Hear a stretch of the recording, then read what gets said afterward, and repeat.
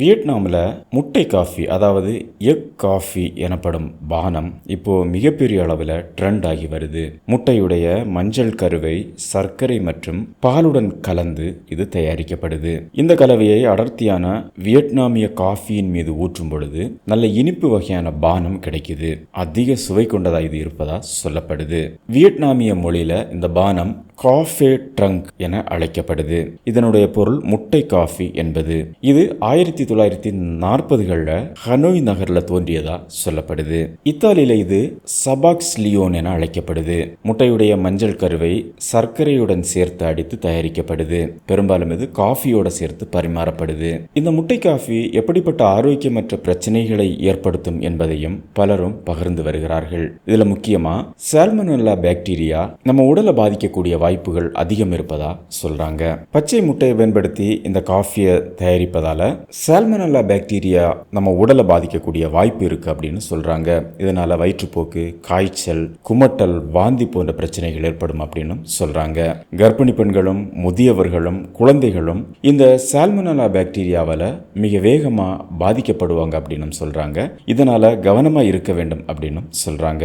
ஊட்டச்சத்தை பொறுத்த வரைக்கும் பச்சையான முட்டைக்கும் சமைத்த முட்டைக்கும் இடையே புரதத்தின் தரத்தில் எந்த வித்தியாசமும் இல்லை. அது மட்டும் இல்லாம பாலை நல்லா வேக வைத்து அதுல இந்த முட்டையை பயன்படுத்தி காஃபி தயாரிப்பதால இது அதிக கலோரி கொண்ட உணவு எனவும் சொல்றாங்க. அதுபோல பச்சையான முட்டையை நம்ம சாப்பிடும் பொழுது பயோட்டின் உள்ளிட்ட சில பி வைட்டமின்களை உடல் உறிஞ்சி கொள்ளக்கூடிய திறனை குறைக்கக்கூடும் எனவும் சொல்றாங்க. வைரலாக பரவக்கூடிய பல முட்டை காஃபி செய்முறைகள்ல இனிப்புக்காக அதிக அளவு சர்க்கரை, பாலை நல்ல அடர்த்திய காய்ச்சி பயன்படுத்துவது தெரிய வந்திருக்கு.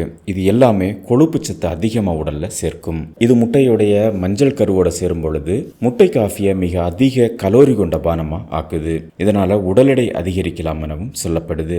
இன்சுலின் எதிர்ப்பு தன்மையும் உருவாகலாம். நீண்ட காலம் இதை எடுத்துக்கொள்ளும் பொழுது வளர்சிதை மாற்ற நோய்களுக்கான ஆபத்து காரணிகளும் அதிகரிக்கும் என சொல்லப்படுது. தொடர்ந்து இதை பயன்படுத்தி வரும் பொழுது இதய நோய், டைப் 2 நீரிழிவு நோய், கொலஸ்ட்ரால் பிரச்சனைகள் அதிகரிக்கும் எனவும் சொல்லப்படுது.